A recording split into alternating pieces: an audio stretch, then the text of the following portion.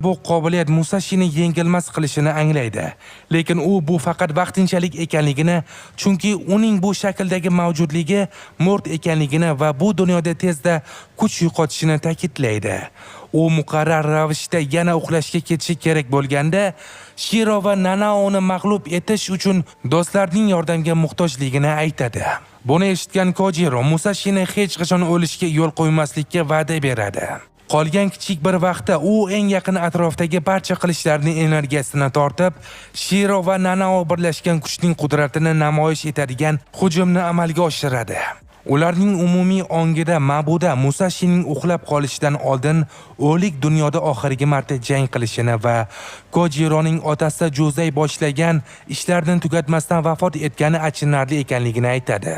Shuni aytgandan so'ng u Shiro va Nanaoni haydab yuborish uchun kuchli hujum qiladi. Musashi o'zini normal holatda